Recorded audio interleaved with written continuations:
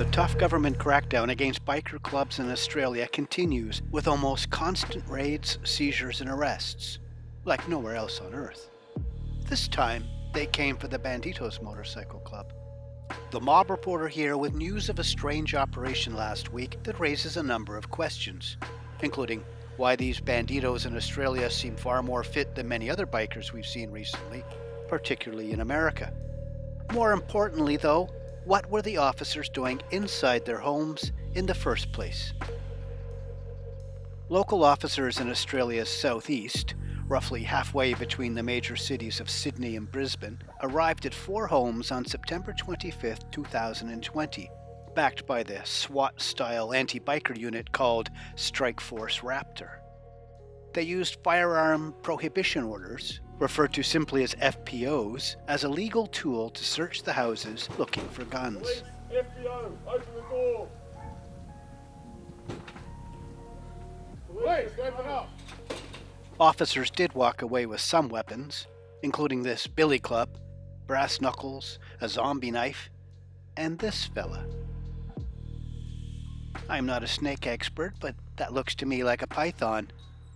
But they apparently found no guns.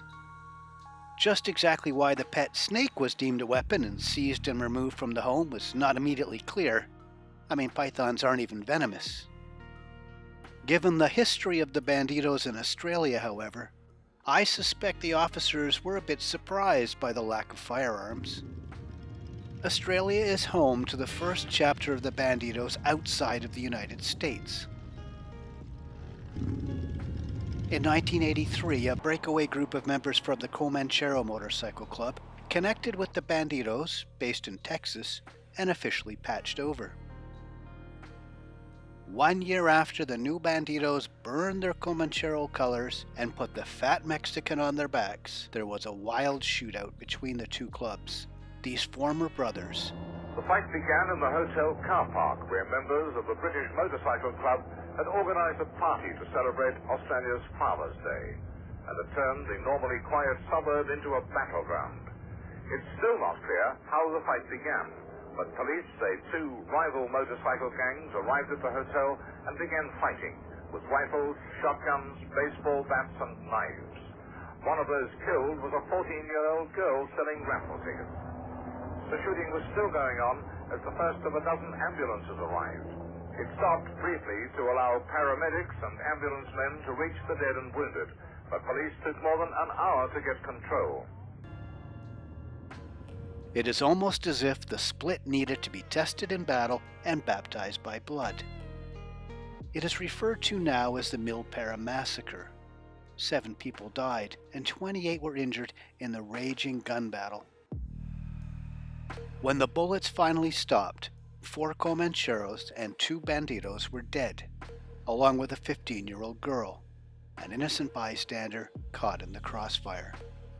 This changed everything about how bikers were seen in Australia, by the public, by politicians, and by police.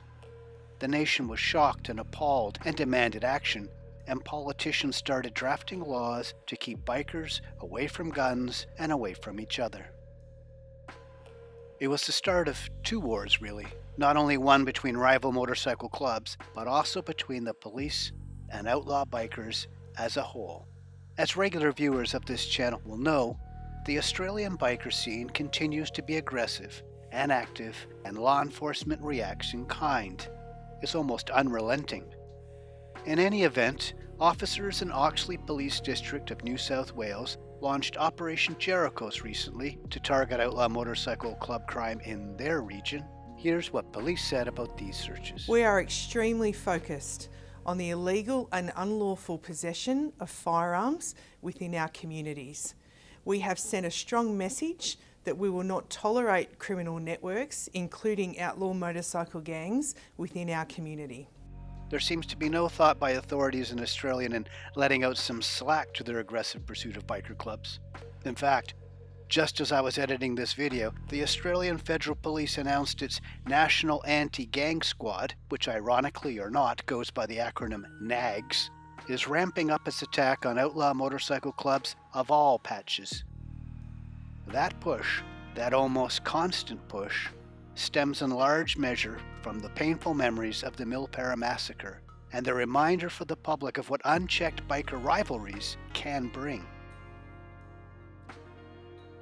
So from that perspective, it could be said the bikers have in some way been the authors of their own misfortune. Thanks for watching.